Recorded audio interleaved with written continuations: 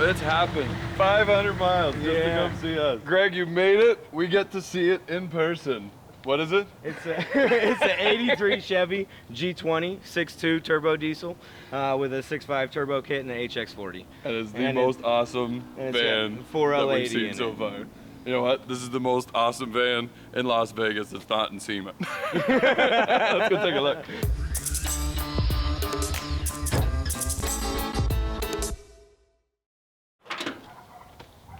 Oh, it's nice and clean in the front. Yeah, a little bit. Oh, even the way the pipes and stuff, like, I like how... I tried to make it look pretty neat, and then I tried to center the intercooler as best as possible on the grill, and you know. I don't have this alternator hooked up right now. I just have it kind of on standby just in case.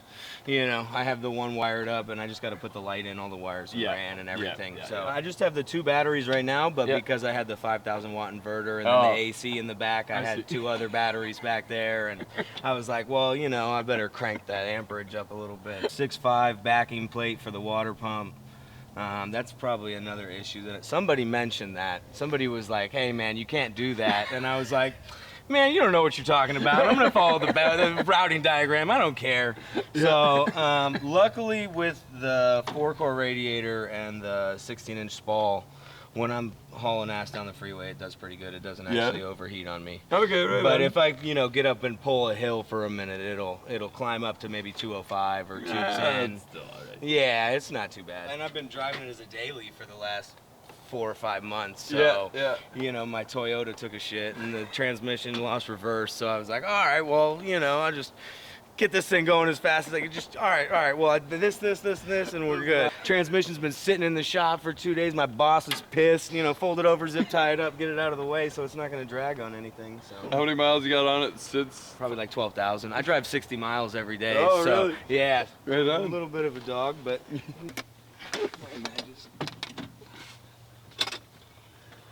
I got quite a bit of blow by, as you can tell, probably. Yeah. Let her rip.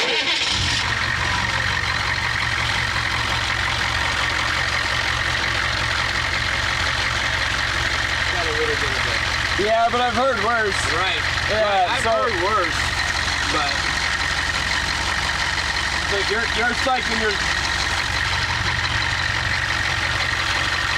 I mean, you can hear it when you load it up. Right.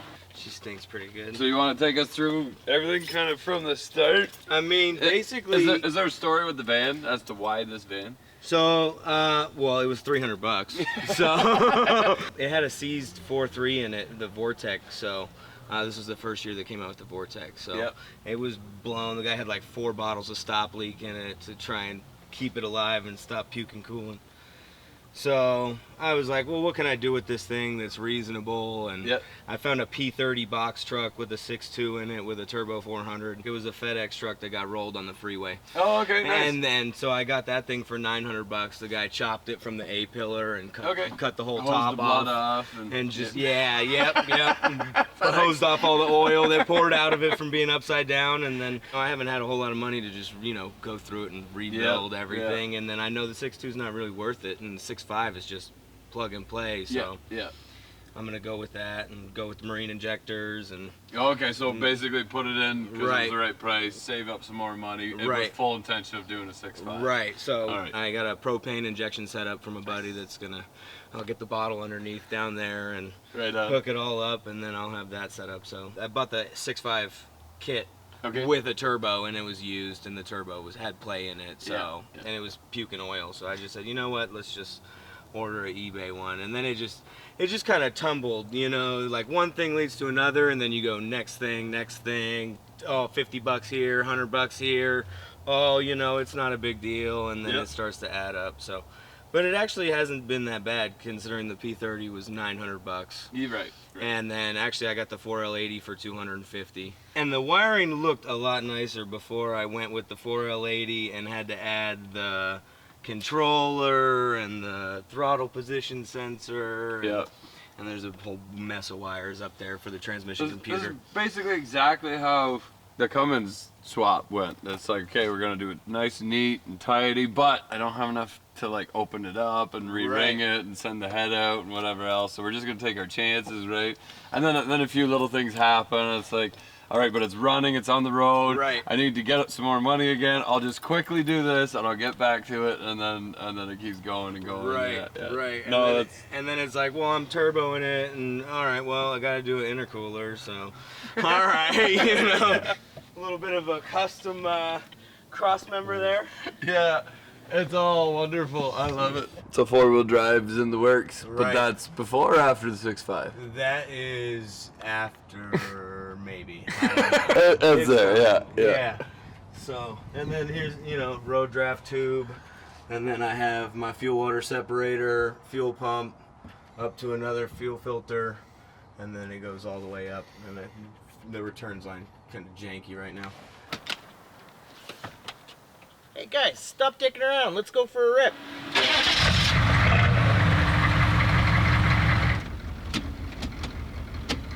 All mechanicals. You don't have to worry about the little gears giving out on the motor. Oh, yeah, you can go up. Oh, that's nice. Yeah, and if you give the middle one a pump, you can go up a little bit if you need to, but you're pretty tall, so. This is really comfy. So we got boost, RPM. Yeah, the boost gauge isn't working. Yeah. I just kind of feel it. So you're a real mechanic. Yeah. E-brake. You used the e-brake. I saw it down. I just figured it wasn't working.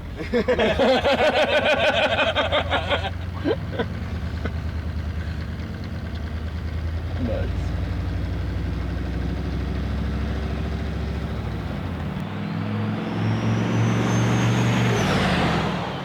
Second is a little touchy. You either gotta smash it through second, or you gotta like double clutch it. Okay. Double clutch. You got the little U-joints a little tight on the steering. Right. Yeah. Because I put the Actually, I took it apart and kind of blasted them down with a grinder. Okay, yeah. Shortened them up a little bit so they weren't banging into each other the way they were. It was a lot better until they aligned it. Now it's real tight for some reason. Oh, okay, I see. And what's going on here? So this is for the backup camera, and it's not actually, the cable didn't work for some reason. Okay. For the backup camera, so it's actually in the third brake light back there. Cheap $30 backup camera. It's a big screen for $30. Yeah, well that's $100. I was gonna say. Yeah, but that's still the cheapest, one on Amazon. So, oh, we don't have a fuel pump on. Oh, that would do something. That's turbo. So that's better? Yeah, that should be better because that is better. Yeah, I'm surprised it was still running. So we decided to take Greg's van out on stop and go traffic in Vegas. We're gonna test the cooling system here on Deboss Road. So, Actually, the overheating? Actually, the cooling system at traffic is beautiful. It won't go over like 160 in traffic. Nice. So whoever told me that 6.5 water pump's not right, it pushes the water through the heads wrong somehow. Yeah. And the crossover pipe's not right. So it's real cool when you're, low on it, but when you're beating on it 75, 80 miles an hour, that's when it starts to get hot. Hold on, guys, here we go. Woo! Wide open road.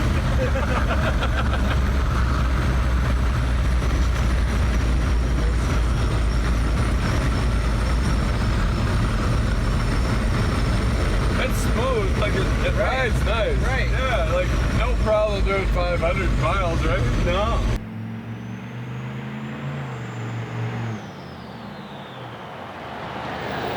How long of a project has it been? It's been about 2 years. Okay. But I've weekend wrench and I kind of just rattle canned a little bit of it, just to try and clean it up a little bit. It's kind of bad. Yeah, we don't see vans like this no. at all. Right, they're all gone, all rotten. So even this is like a gem. I work on construction equipment. Oh, okay. Gradles, forklifts, scissor lifts. Okay. The service technician, so I drive all over the Bay Area and. Right on. Yeah. Awesome. So yeah. And I was a helicopter mechanic in the Marine Corps. Okay. And worked on cars after that. And nice. Just kind of, fiddled around with everything. I mean, my first car, I was 13, and my dad bought me a Altima, and he bought it from his buddy who owned a Hertz rental car, and somebody broadsided it in the B pillar and set the airbags off and set off the ECU, and the guy sold it to my dad for $700, and my dad said, here, if you can fix it, you can have it. Nice. So that was like kind of my introduction, was drilling out spot welds on this whole thing to try and take out the whole subframe and the whole side over there. And right on. so that's kind of how I started, and just kind of tinkering in the garage, and I hated it when I started it, you know. I was like, screw you, Dad, I hate this. But I was like, I'm the only 13-year-old with a car. I need this. I can carry a key. They will love me. They will love me. Yeah, they will love me. Yeah. Did you get it going? Yeah, so I ended up, it took a while to figure out how to reset the ECU and where it was. And well, you're 13, man. Right. People are still figuring out a lot simpler things than that. So, you know, and we sat there, and my dad's, you know, old school. He's like, spray brake cleaner in it and crank it. You know? Yeah, so we drove it around the block once and then sawzawed it in pieces, and you know, this thing's never gonna drive straight. I just want to see the fitment, and that's cool. Yeah, it actually fits pretty good. So I was also thinking maybe doing some like some saddlebag gas tanks. Yeah. Just because I got a 22-gallon tank, and make it look kind of cool with the snorkel. Yeah. I'm gonna put a snorkel on it. And that's what we want to do with the Cummins Commander. Right. The saddlebags. Yeah. I think look all right. Yeah. Thanks for showing us, man. Yeah. Appreciate hanging out with you guys. We love the updates, and we love. Nice to meet you. Thanks for nice meeting you. let me take it out for a rip. Yeah, of you want to do that again, or? Yeah. So you can, if you guys are interested, you can go on to Drive Tribe, and you can basically see it from the last every live chat that we've had. We've been looking at it, so seeing the progress along, and we hope to keep seeing as you go. And, when I get the axles underneath it, and we get it set up 4-wheel drive, and that'll all be up there. I'll take her wheeling.